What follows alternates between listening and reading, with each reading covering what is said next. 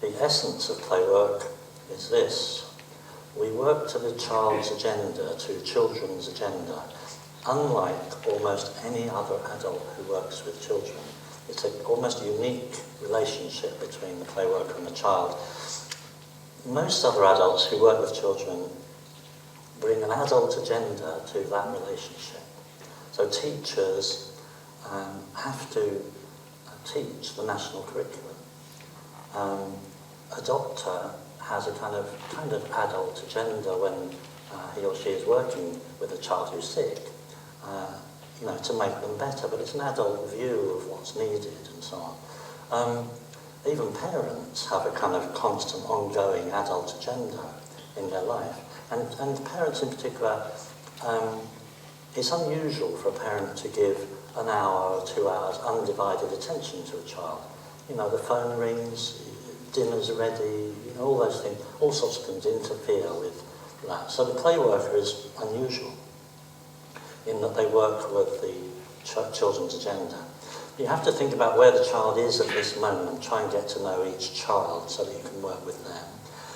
It's important to suspend our prejudices, to be open-minded, to be non-judgmental, and we try always to use non-directive approaches. So I think going back to the Romanian example, one of the things that's going on there with Sophie and Edith in particular is a lot of rough and tumble, a lot of engagement with the children in a way that they certainly would never have had before. They had no engagement at all. And the right sort of attitude towards the children. I remember an incident where one of the little boys was given a glass of water, a cup of water, and ran away across some rough ground and fell over and spilt his water. And he came stumbling back and put his cup out for some more water. Edith filled his cup and he threw it over her. And I remember Sophie turned, I was filming this, and Sophie turned and looked at me and went like that, because she knew that he'd learnt something. He'd fallen over and spilt his water, but he'd worked out something from that experience. And although some people's, I think a lot of teachers' reactions to him throwing water over Edith would have been to tell him off. But Sophie's reaction was, this is fantastic, this is what play is about, this shows he's developing and so on. So I think there's an attitude there that was helping the children develop. And you may call it a loving attitude or a playful attitude or whatever, but it's the right sort of attitude.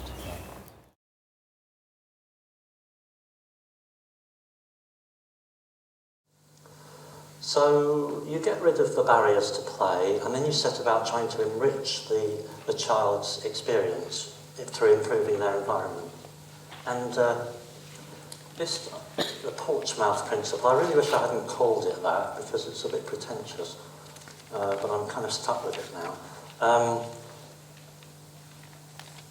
John Portsmouth is not a play worker, he's a creative artist who wrote a lovely book about creative arts in the 1960s, and I just found in the introduction to this book something that struck me and made me think this is what Playwork's all about.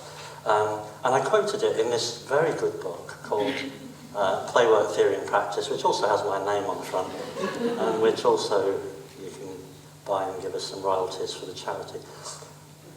He says, I don't remember how it started. There was me and there was sand.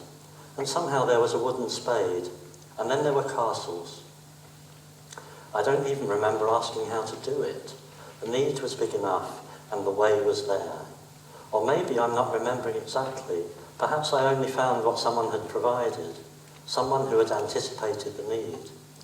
It helps if someone, no matter how lightly, puts in our way the means of making use of what we find.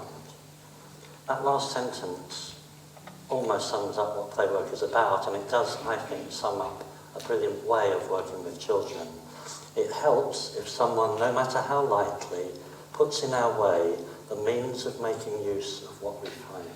So in other words, his parents took him to the beach, they gave him a bucket and spade, but they didn't need to tell him what to do with it.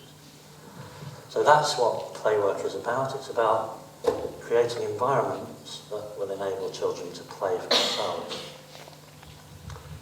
The next enriching thing is two ideas, compound flexibility and the theory of loose parts. And whether you know it or not, most of you will already be engaging with the theory of loose parts. This is a theory developed by Simon Nicholson in 1971, which put simply says the more loose parts there are in an environment, the more creative people will be.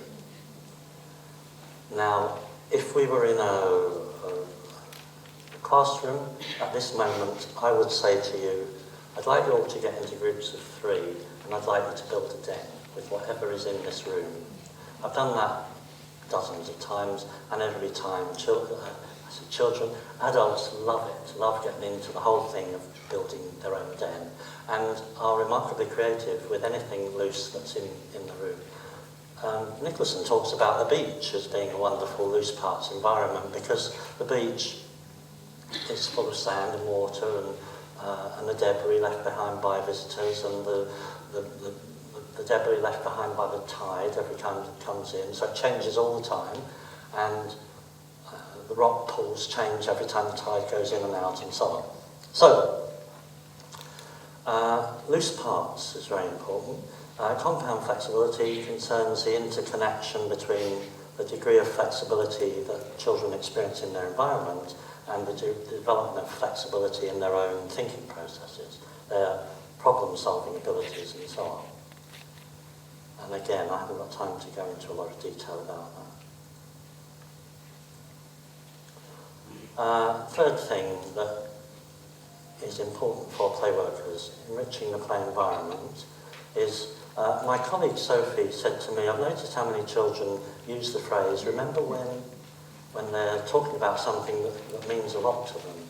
And I'll give you an example of this. I think this is about reference points. That children need reference points as in their life as they're developing. They need reference points in their year. So for most of us in Western, I suppose semi-Christian democracies, we have reference points like Christmas and Easter, and in the UK we have Guy Fawkes Night and Halloween, and things like that are important points through the year. And children use those to structure their year. I'll give you an example of this. This is taken from Romania, and this is touches on the work that we now do more in Romania. We work in a little village called Valiereke, which is near a town called Târgu-Mureș. And these are gypsy children. They live in houses made of mud and wood. The temperatures can be as much as 40 in the summer and as low as 20 degrees below zero in the winter. So the houses collapse and so on. They usually have no sanitation, usually no floor. You would expect, like the little hut on the right there might be 7 or 8 people living in there. It's pretty dire living circumstances.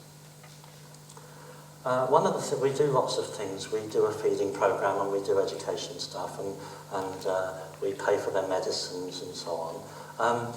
But one of the things we do is the students from Leeds save up their own money and go over and run summer camps with the children from the village. And we take the children away to a camp, which is about an hour's drive away from the village. 3 camps we do every year. And the children basically have a great time. And actually the campsite is probably a better campsite than most campsites in the UK, surprisingly. But they have a great time, and funny enough, the students invariably come back saying, these are the happiest children I've ever met. You know, they're the poorest children they'll ever meet, but the happiest children, and I've done a sort of study of why that might be. But the point I'm making here is, the woman in the middle of that picture at the back is a woman called Katie Salmons, who we sponsor all the year round to work with these children. She tells me that after the camp, all the children talk about is what they did on the camp. Between the camps, which take place in the summer, and then up to the Christmas, the children just talk about the camps. And then from about New Year onwards, they talk about what they're going to do on the next camp. So you see, the camp is a key reference point in their year. So you're putting a reference point into the lives of children who really don't have very much structure in their lives at all. So reference point's important.